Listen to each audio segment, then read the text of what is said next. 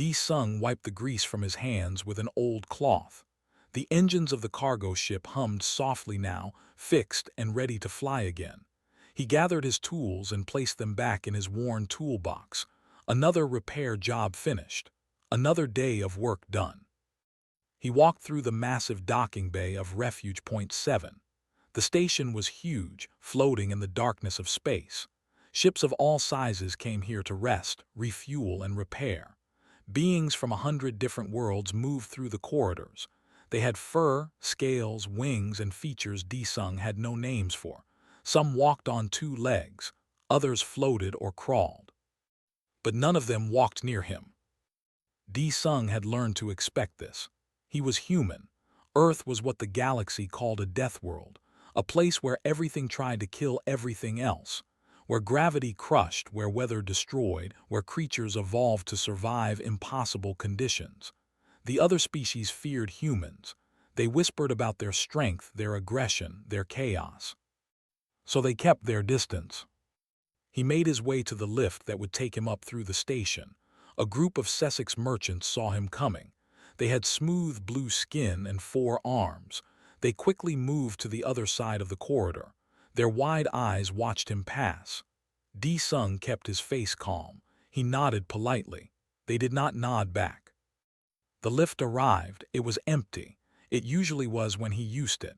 D-Sung stepped inside and pressed the button for level 42. The doors closed.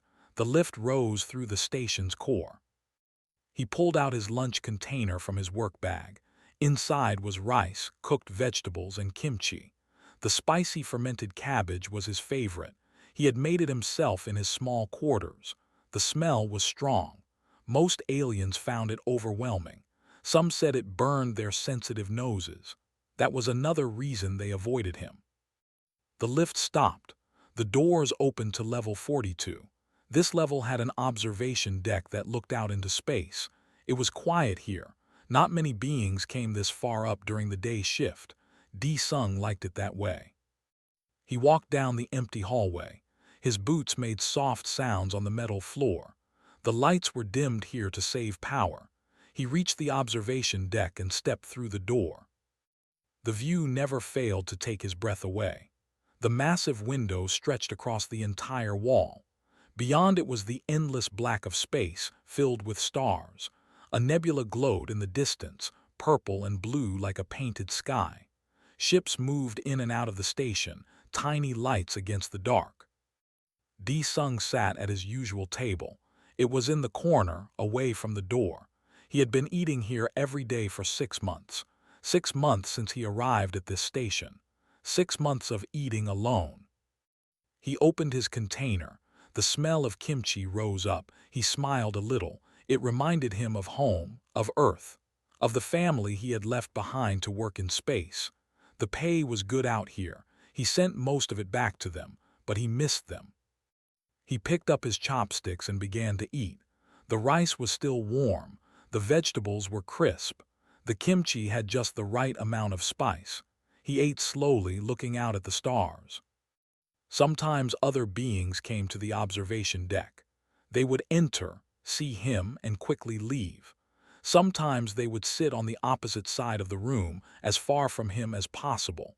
They would talk in whispers and glance at him nervously. D-Sung understood. He did not blame them.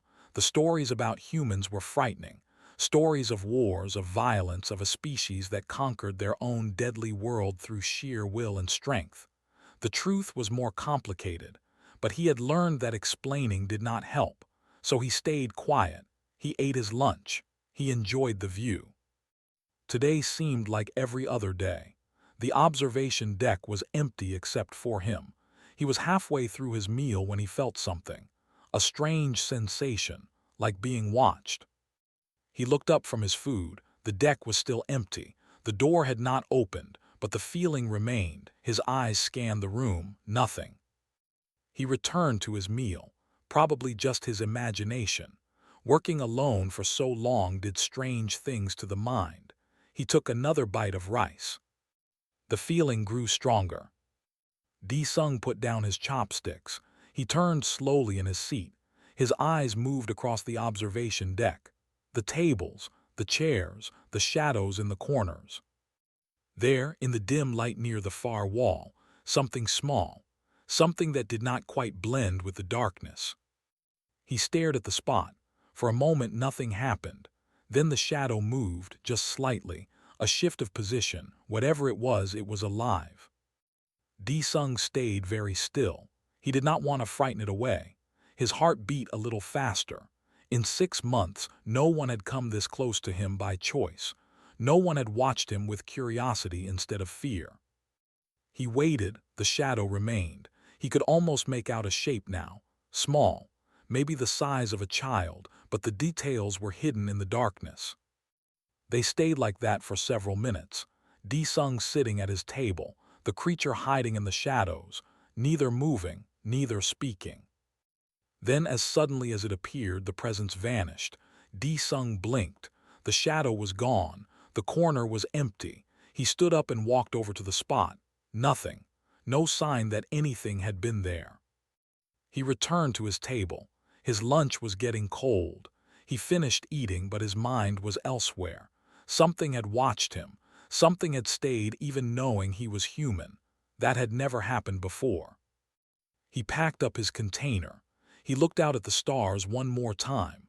Then he left the observation deck and went back to work. The rest of the day passed normally. He repaired a faulty navigation system.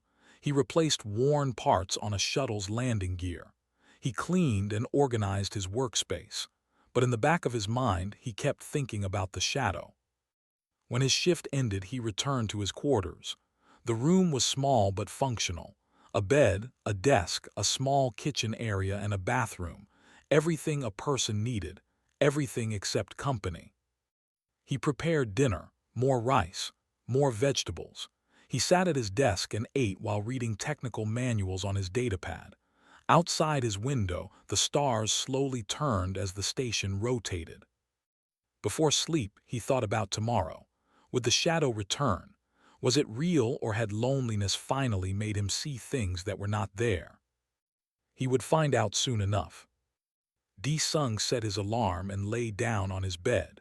The station hummed quietly around him.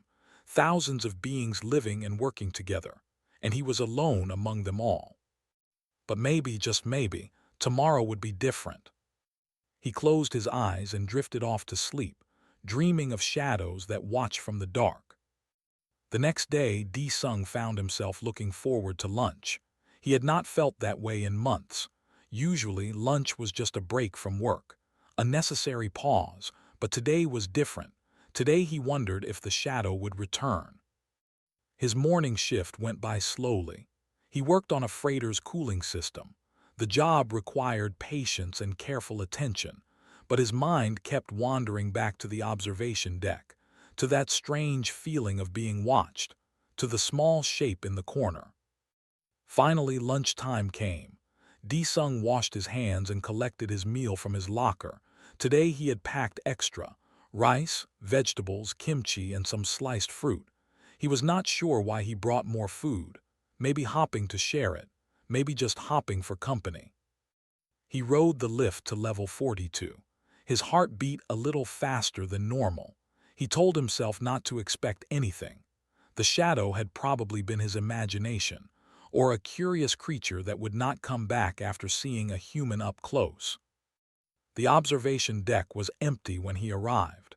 The same beautiful view of space greeted him. The same quiet peace. Sung walked to his usual table and sat down. He opened his lunch container and arranged his food. He picked up his chopsticks. He took a bite of rice. He tried to focus on the taste, on the view, on anything except the disappointment settling in his chest. Then he saw it. Not in the shadows this time. Right there at the edge of his table, sitting perfectly still. The creature was small, maybe the height of Sung's forearm. It had a body covered in scales that shimmered like crystal. The scales caught the light from the stars and broke it into tiny rainbows. Its head was rounded with 2 large eyes that seemed too big for its face. The eyes were deep purple and entirely focused on Sung. Sung froze. He kept his chopsticks in the air halfway to his mouth. He barely breathed. The creature did not move either. They stared at each other. The creature was beautiful, delicate. It looked young. Sung had seen a few members of this species before on the station. The Velthari. They were telepaths, powerful ones. They rarely interacted with other species because most minds were too loud, too chaotic for them. They definitely never approached humans. Human minds were supposed to be the worst, full of violence and noise and dangerous thoughts. At least that was what Sung had heard. But here sat a young Velthari at his table, watching him eat lunch. Sung slowly lowered his chopsticks. He did not want to make sudden movements. The creature's eyes followed his hand. When Sung set the chopsticks down gently, the Velthari tilted its head, curious. "Hello," Sung said softly. His voice sounded loud in the quiet room. The creature did not respond. It just kept watching. Sung noticed it was not breathing hard or showing signs of fear. It looked calm, comfortable even. He picked up a piece of fruit from his container. He held it out slowly toward the Velthari. "Are you hungry?" The creature looked at the fruit, then back at Sung's face. It did not take the offered food. It simply continued to observe. Sung set the fruit down on the table between them. He pulled his hand back. "It is there if you want it." He returned to his own meal. He ate slowly, calmly. He did not stare at the creature, just glanced at it occasionally. The Velthari remained perfectly still. Its large eyes never left him. Minutes passed. Sung finished half his lunch. The fruit still sat untouched on the table. The creature had not moved at all. It seemed content just to sit and watch. Sung heard the observation deck door open. He looked up. 3 Sessex entered the room. They were talking among themselves, their 4 arms gesturing as they spoke. Then they saw Sung. They stopped talking. Their eyes went wide. They began to back toward the door. Then they saw the Velthari. One of the Sessex made a sound like a gasp. They started talking quickly in their own language. Sung did not understand the words, but he understood the tone. Shock, disbelief, fear. The Velthari turned its head to look at the Sessex. Its expression did not change. It looked at them for a moment, then turned back to Sung. The Sessex left quickly. The door slid shut behind them. Sung sighed. Word would spread fast. A Velthari sitting with a human. That was unheard of. It would cause talk, maybe problems. But the small creature did not seem concerned. It settled more comfortably at the edge of the table. Sung noticed its body relax slightly. He tried something. He closed his eyes and took a slow, deep breath. Then another. He let his shoulders drop. He released the tension in his jaw. He practiced a breathing technique he had learned years ago, something to calm the mind during stressful repairs. When he opened his eyes again, the Velthari had moved closer. Not by much, just a little. Its scales shimmered as it shifted position. Sung smiled slightly. He continued eating. He kept his breathing slow and steady. His mind focused on simple things, the taste of food, the view of stars, the quiet company. After several more minutes, he spoke again. "Do you have a name?" The creature tilted its head again. Then, to Sung's surprise, it made a sound, soft and musical, like wind chimes. Sung did not know if that was its name or just a response, but it was communication. That was something. "My name is Sung," he said, pointing to himself. Sung. The creature's eyes seemed to brighten. It made the chiming sound again, slightly different this time. It pointed one small, delicate limb at itself. Hyobin, Sung heard in his mind. Not words exactly, more like a feeling of identity, a sense of self. He jumped slightly. The Velthari had touched his mind, just barely, just enough to share a name. Hyobin, Sung repeated out loud. "That is a good name."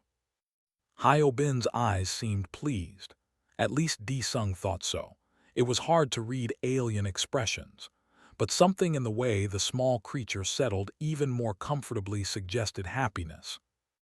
They sat together for the rest of Sung's lunch break. Hyobin never ate the fruit, never spoke again, but the presence was enough. For the first time in 6 months, Sung was not eating alone. When his break ended, he stood up carefully. I have to go back to work. Hyobin watched him pack up his container. Sung picked up the untouched piece of fruit.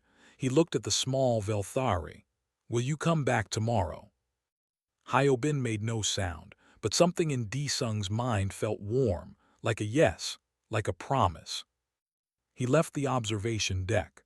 As he walked to the lift, his steps felt lighter, his chest felt less heavy. He realized he was smiling. The afternoon shift passed quickly.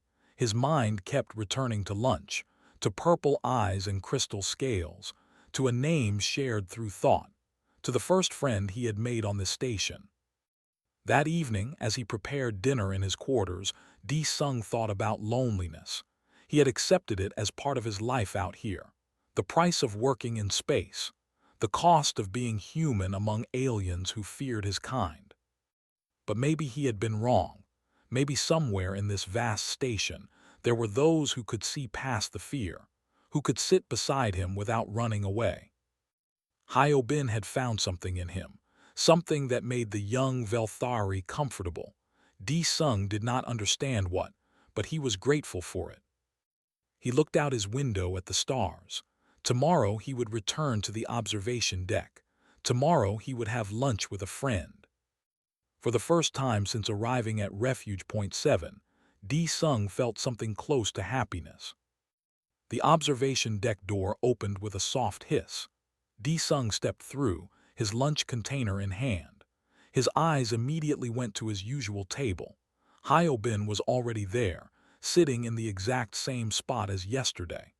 The young Velthari's scales caught the starlight and scattered it in tiny rainbow patterns across the table's surface.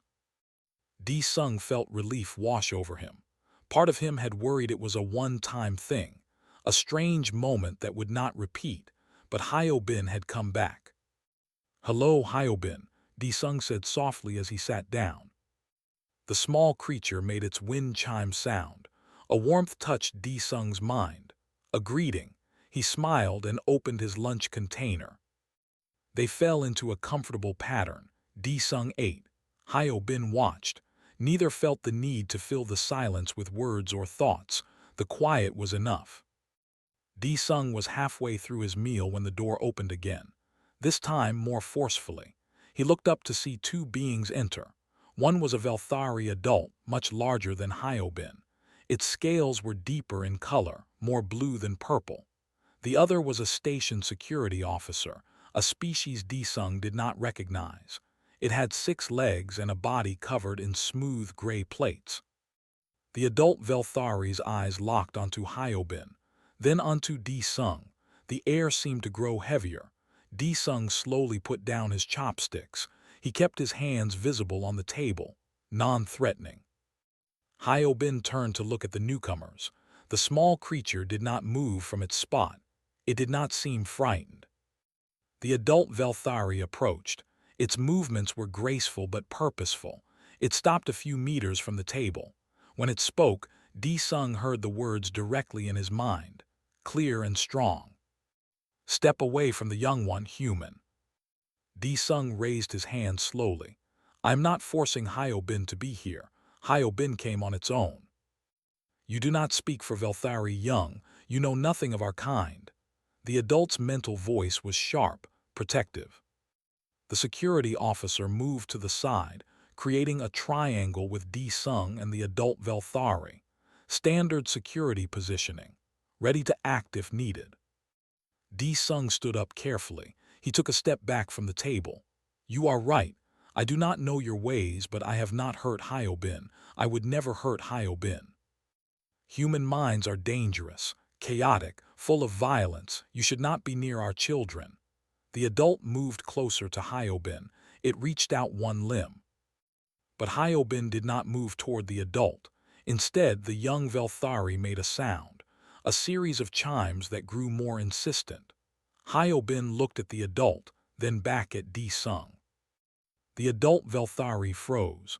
Its large eyes widened. It tilted its head, clearly receiving thoughts from Hyobin. The security officer shifted on its 6 legs, uncertain. Several long moments passed. The adult and young Velthari seemed to be having a conversation that Sung could not hear. He stood still, waiting. His heart beat hard in his chest. He did not want Hyobin to get in trouble. He did not want to cause problems. Finally, the adult Velthari turned its full attention to Sung. It stared at him with an intensity that made him want to look away. But he held the gaze. I am Hyun, Hyobin's parent. The mental voice was calmer now, more controlled. My child tells me your mind is quiet. This is unusual for humans. May I see for myself? Sung hesitated. He knew Velthari could read minds, but having one actively probe his thoughts felt invasive.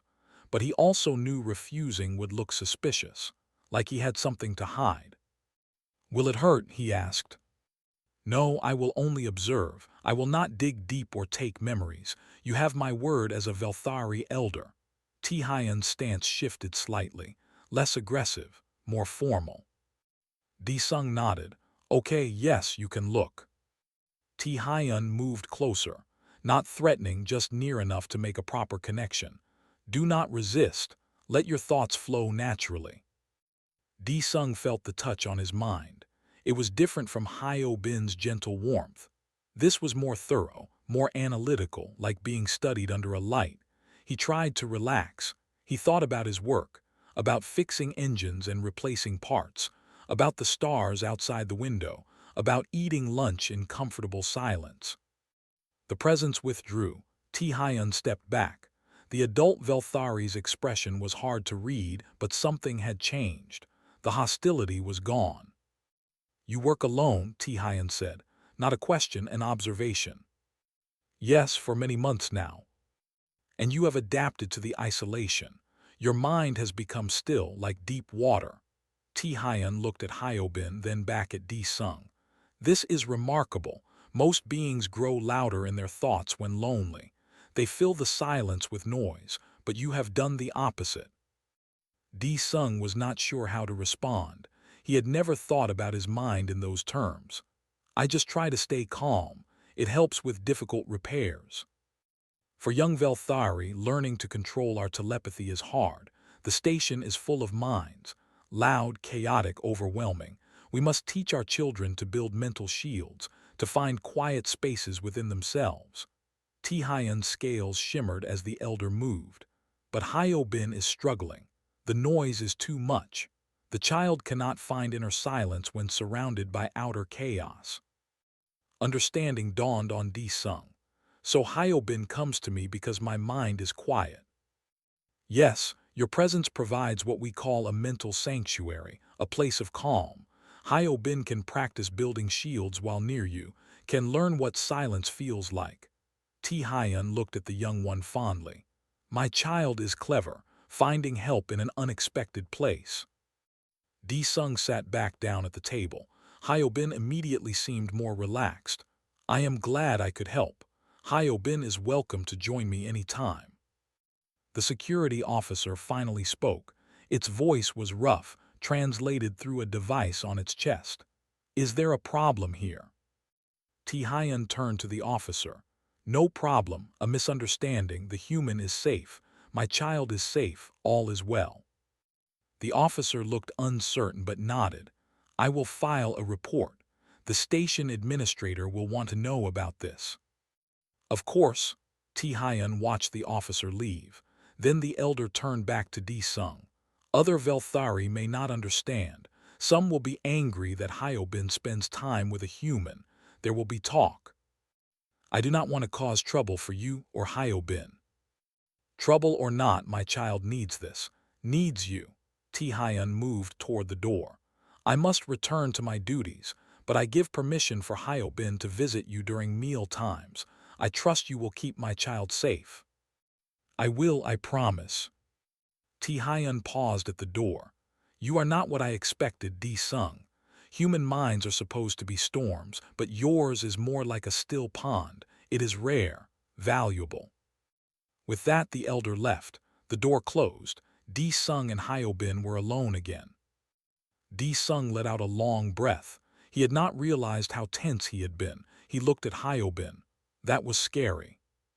The young Velthari made a soft chiming sound, apologetic. Not your fault. D-Sung picked up his chopsticks. His lunch was cold now, but he did not mind. I am just glad we can keep having lunch together. Hyobin shifted closer. The small creature settled into what D-Sung was beginning to recognize as a meditation pose. Calm, centered, using his mental quiet to practice finding inner peace. They sat together for the rest of the break. D-Sung finished his cold lunch. Hyobin practiced building mental shields, two beings from different worlds, helping each other in ways neither had expected. When D-Sung left to return to work, he felt different. For the first time since coming to the station, someone had looked into his mind and found something valuable. Not dangerous, not chaotic, but helpful. Maybe being human on a station full of aliens was not just about being feared. Maybe it was about finding the ways humans could help, the unexpected gifts they could offer. As he rode the lift down to the docking bays, D-Sung thought about Ti-Hyun's words, a still pond, a mental sanctuary. He had become these things without trying, without even knowing. Loneliness had changed him, but maybe not in a bad way. Maybe it had given him something worth sharing. Word spread quickly through Refuge Point 7, a human providing mental sanctuary to a Velthari child. The story moved from species to species, changing slightly with each telling. Some versions painted D-Sung as dangerous, others as strange. A few even suggested he had special powers. D-Sung noticed the change immediately. More beings stared at him in the corridors now, some with fear, some with curiosity, a few with what might have been respect, but they still kept their distance. Except during lunch. On the third day after Ti-Hyun's visit, D-Sung arrived at the observation deck to find not just Hyobin waiting. Two other young Velthari sat at nearby tables. They were slightly larger than Hyobin, their scales different shades of purple and blue and green. They watched him with large, curious eyes. D-Sung sat at his usual spot. Hyobin made a greeting chime. The other young ones remained silent but alert. He opened his lunch and began to eat. He kept his mind calm, his thoughts simple. He focused on the food, on the view of stars, on the quiet peace of the moment. Around him, he could feel the young Velthari settling into meditation, using his mental stillness as an anchor. The next day, there were 5 young Velthari. The day after that, 7. They filled the tables around him in a rough circle, each one practicing their mental shields, each one learning to find inner quiet by being near someone whose mind was naturally still. D-Sung adapted. He brought extra fruit now. He would place pieces on the edges of the tables. The young Velthari never ate them, but they seemed to appreciate the gesture, a sign of welcome, of friendship. He also started explaining Earth customs during lunch. He spoke softly about where his food came from, about kimchi and how it was made, about the seasons on Earth and how they affected what people grew. The young Velthari listened. Some understood his words. Others just felt the calm in his voice and thoughts. But not everyone was happy about this development. 2 weeks after Hyobin first joined him for lunch, D-Sung received a message on his datapad. He was to report to the station administrator's office at the end of his shift. The message was formal, brief.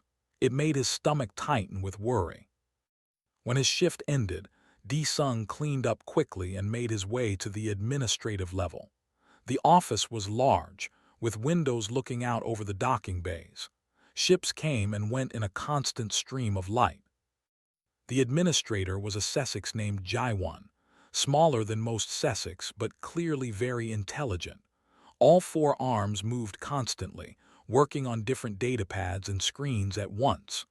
Jaiwon looked up when D-Sung entered. Mechanic D-Sung, sit. One arm gestured to a chair. D-Sung sat.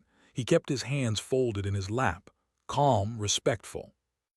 Jaiwan studied him with sharp eyes. "You have caused quite a stir on my station." "I did not mean to cause problems, Administrator." "Problems, no. Confusion, yes. Concern from some quarters, definitely. But problems." Jaiwan's mouth curved in what might have been a smile. "Actually, you may have solved a problem I did not know how to fix." Sung blinked. That was not what he expected. Jaiwan pulled up a screen and turned it so Sung could see. It showed reports and data. "The Velthari community on this station has been struggling. Their young ones are not adapting well. Too much mental noise. Too much chaos. Several families were considering leaving. This station would lose an entire community of skilled telepaths." "I did not know." "How could you? You eat lunch alone." Jaiwan's tone was not unkind. But then something changed. Young Velthari started showing improvement, better focus, better mental control. Their parents investigated. They discovered the children were spending time with you. One of Jaiwan's arms brought up another screen. Hyun submitted a formal report, described your mind as a natural meditation space, requested permission for continued interaction between you and Velthari youth. Hyun did that. Yes, and others have added their support. Young Velthari who spend time near you are learning faster, developing shields more effectively. Jaiwan leaned back. "You have become an unexpected teacher." Sung felt overwhelmed. "I am just eating lunch." "You are doing much more than that, whether you realize it or not." Jaiwan closed the screens. "However, there is opposition. Some Velthari elders believe this arrangement is inappropriate. They do not trust humans. They think you might influence their children in negative ways." "I would never hurt them." "I believe you. Hyun believes you. The young ones clearly trust you, but tradition is hard to change." Jaiwan was quiet for a moment. "There will be a council meeting in 3 days. The Velthari elders will discuss this situation. They may ask you to stop interacting with their young, or they may accept this new arrangement. I cannot predict the outcome." Sung felt his chest tighten. The thought of losing his lunch companions hurt more than he expected. They had become important to him. They filled a loneliness he had learned to live with but never enjoyed. "What should I do?" "Continue as you have been, be yourself. If called before the council, speak honestly." Jaiwan's eyes were kind. "You have done nothing wrong. You offered quiet company. The young ones chose to accept it. That is all." Sung nodded. "Thank you, Administrator." "One more thing." Jaiwan pulled up a final screen. "There is another being here who wishes to observe you, an investigator named Boram, a Krell, very serious, very thorough. Boram will likely watch you during lunch tomorrow. Do not be alarmed, just act normally." "An investigator." "Protocol when different species interact in unusual ways, especially involving young ones. Boram will assess whether there is any danger." Jaiwan's 4 arms moved in a gesture of reassurance. "I have reviewed your record. You are a good worker, honest, reliable. I do not think Boram will find anything concerning." Sung left the administrator's office with his mind spinning.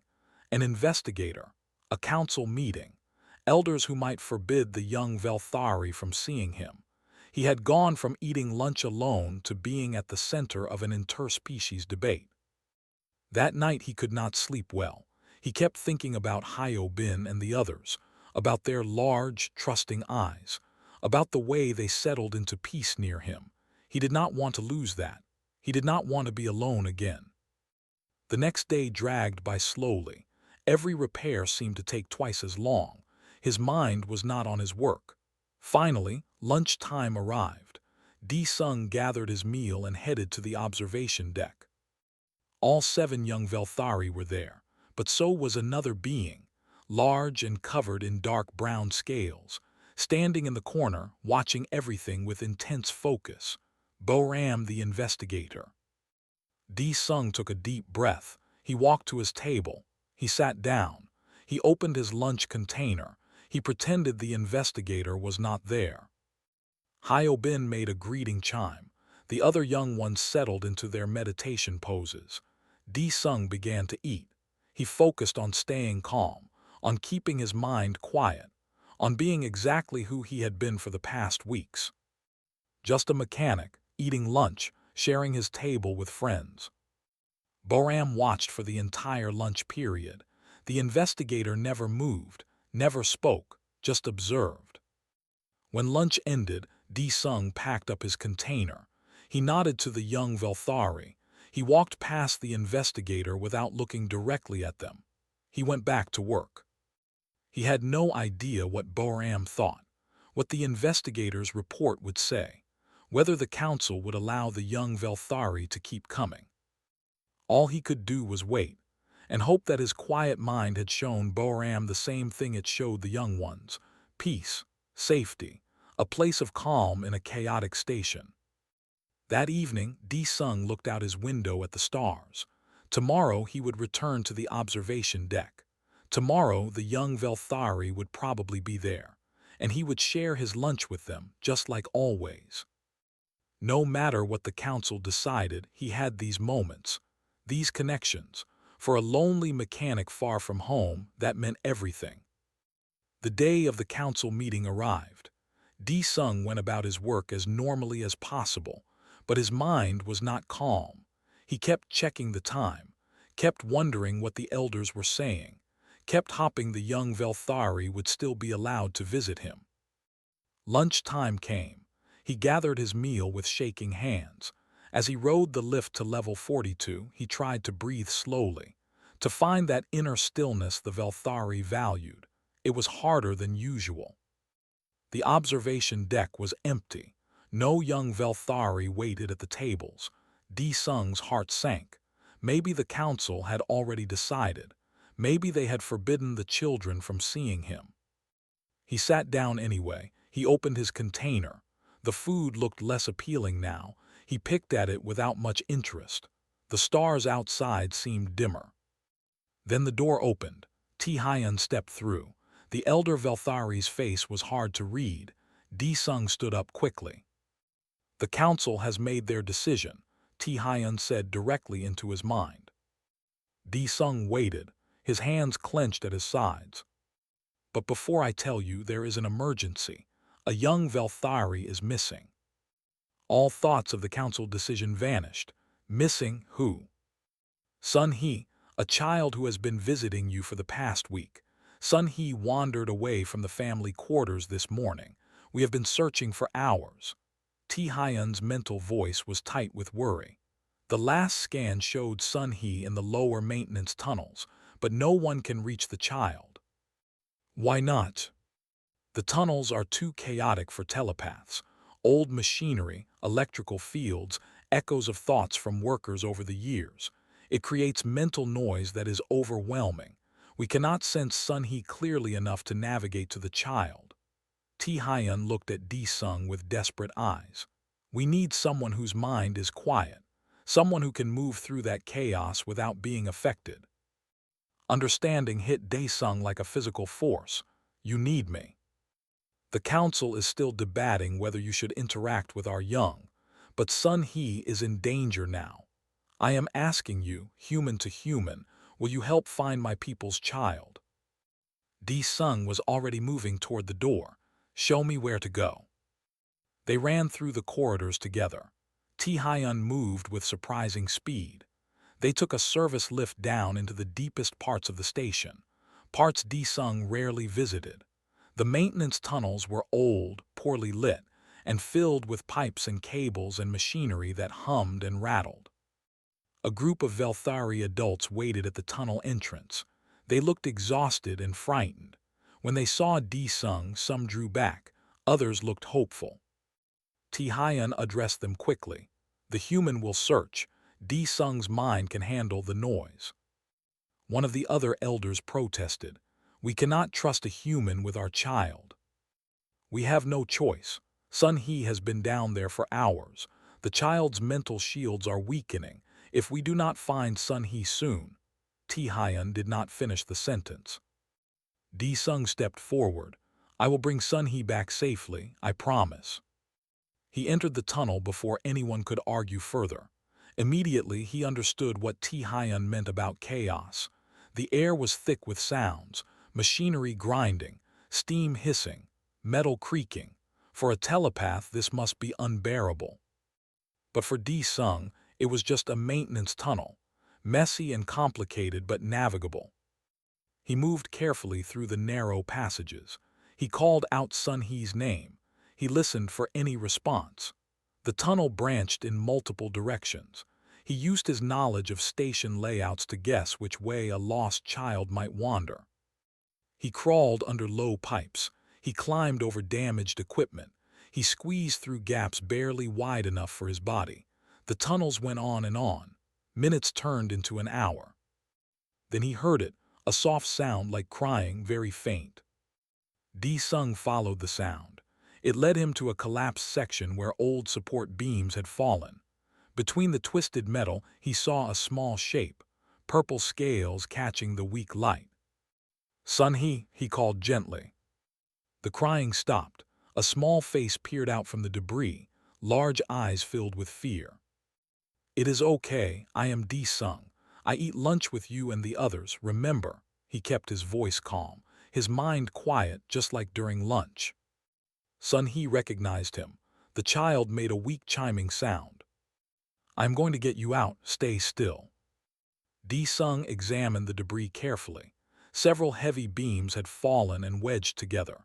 Sun Hee was trapped in a small pocket beneath them. Moving the wrong piece could make everything collapse further. He found a beam that looked critical. If he could lift it just enough, Sun Hee could slip out, but it was heavy, very heavy. Sung braced his legs. He gripped the beam with both hands.